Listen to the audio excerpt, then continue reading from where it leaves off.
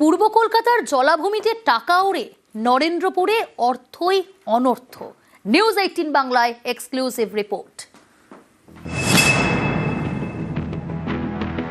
এখানে একটা বড় টাকার লেনদেন যদি না হয় তাহলে এই জিনিস হতে পারে না, কারণ এখানে অনেক দালাল, সমাজ বিরোধী তারা এখানে জড়িয়ে, এবং যারা প্রকৃত দোষী তাদেরকে খুঁজে পার করা উচিত বলে মনে হয়। 25শে জানুয়ারি রবিবার নরেন্দ্রপুরের নাজিরাবাদের গোডাউনে ভয়াবহ আগুন লাগে, প্রাণ যায় বেশ কয়েকজনের। দুটি গোডাউন পুড়ে ছাই।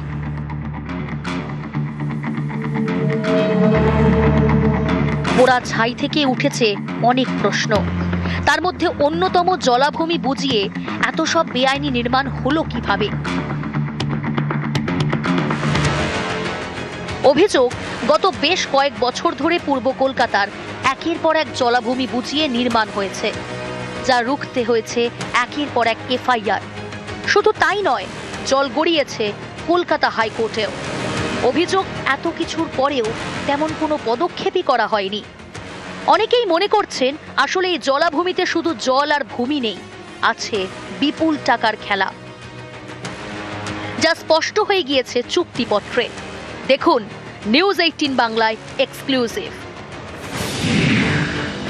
2023 সালের 10ই মে গোডাউনের মালিকের সঙ্গে ওয়াও মোমোর চুক্তি হয়। 15 বছরের জন্য চুক্তি অনুযায়ী 11,000 বর্গফুটের গোডাউনে মাসে ভাড়া 2,70,000 টাকা। মাসে ভাড়া বাকি থাকলে 18% সুদসহ মেটাতে হবে। 3 বছর পরে ভাড়া বাড়বে, 2,70,000 থেকে বেড়ে হবে মাসে 3,10,500 টাকা।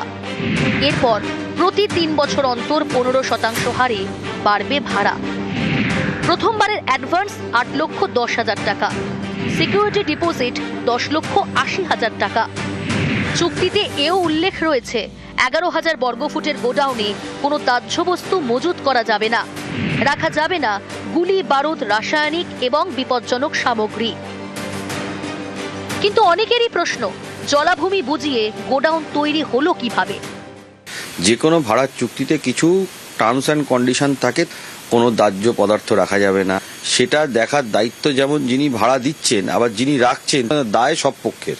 এগুলো কিন্তু আমার মনে হয় প্রশাসনের খুঁটিয়ে দেখা দরকার, এবং এখানে একটা বড় টাকার লেনদেন যদি না হয় তাহলে এই জিনিস হতে পারে না, কারণ এখানে অনেক দালাল, সমাজ বিরোধী তারা এখানে জড়িয়ে। এটার একটা সম্পূর্ণরূপে তদন্ত হওয়া দরকার, এবং যারা প্রকৃত দোষী তাদেরকে খুঁজে পার করা উচিত বলে মনে হয়। টাকার পাহাড়েই কি চাপা পড়ে যাচ্ছে বিঘার পর বিঘা জলাজমি? টাকার জোরেই কি জলাজমি বুঝিয়ে গড়ে উঠেছে একের পর এক বেআইনি নির্মাণ? তা না হলে হাইকোর্টের নির্দেশের পরেও বেআইনি নির্মাণ বন্ধে কেন কোনো পদক্ষেপ করা হয়নি? এ প্রশ্ন অনেকেরই। গত বছরেরই 8ই ডিসেম্বর বিচারপতি অমৃতা সিনহার পর্যবেক্ষণ ছিল, পঞ্চায়েতের দেওয়া নির্মাণের অনুমোদন জলাজমিতে কিনা খতিয়ে দেখতে হবে, তারপরে অনুমোদন বাতিল করতে হবে, ভেঙে দিতে হবে অবৈধ নির্মাণ। 505টি বেআইনি নির্মাণ চিহ্নিত করেছিল জলাভূমি কর্তৃপক্ষ।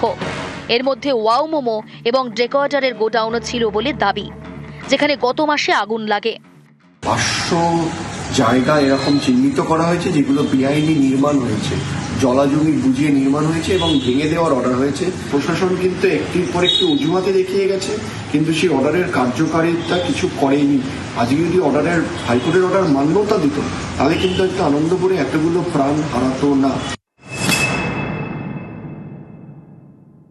যেগুলো ওয়েটল্যান্ড এরিয়া, যে প্লটগুলো, সেই প্লটগুলোতে যে বেআইনি নির্মাণ হয়েছে, ইমিডিয়েটলি হাইকোর্টের অর্ডার ছিল সেগুলো ভেঙে দিতে হবে।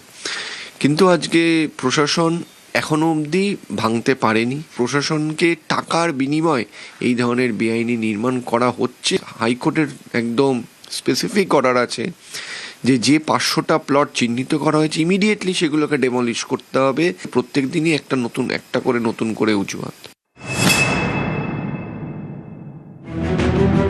আন্তর্জাতিক স্বীকৃতি পাওয়া পূর্ব কলকাতার এই জলাজমির বুকে কিভাবে অবৈধ নির্মাণ হয়েছে দেখুন। এটা নরেন্দ্রপুরের নাজিরাবাদের স্যাটেলাইট ছবি। 1985 সালের নরেন্দ্রপুরের খেয়াদহ এলাকায় তখন বিস্তীর্ণ জলাভূমি। এরপরে ধীরে ধীরে ছবিটা বদলাতে শুরু করে। জলাভূমিতে ব্যাঙের ছাতার মতো গজিয়ে উঠেছে বেআইনি নির্মাণ।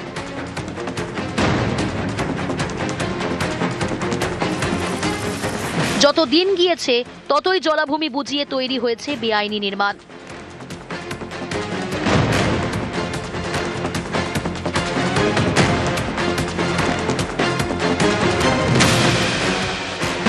এবার দেখুন 2025 সালের ছবি।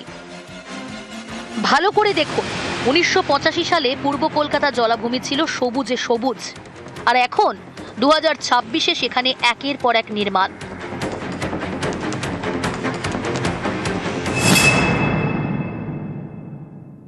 সব জলাভূমি, সব জলাভূমি। তুমি এই তো জল দেখা যাচ্ছে, পয়সাতে সব কিছু হচ্ছে। হ্যাঁ, পয়সাতে সব কিছু হচ্ছে। তো ভেড়ি ছিল, জলা জলা। তখন আমার বাবাটা ঠাকুরদারা তখন ওই ভেড়িতে নাইট গার্ড করতো, মাছ চাষ হতো। তারপর আস্তে আস্তে সব তুলে দেওয়া, সব এখন ভরাট হয়ে গেছে। সব কি বেআইনি নির্মাণ? সব বেআইনি। লোভের টানে আইনকে বুড়াঙুল দেখিয়ে পূর্ব কলকাতা জলাভূমিতে একের পর এক গড়ে উঠছে ইমারত, যে ইমারত আদতে এক একটা মরণ ফাঁদ। এই সিস্টেম বদলাবে কি? কবে বদলাবে? উত্তরের অপেক্ষায় আমরা সবাই। ক্যামেরায় অসিত দাসের সঙ্গে অর্ণব হাজরা, নিউজ 18 বাংলা, কলকাতা।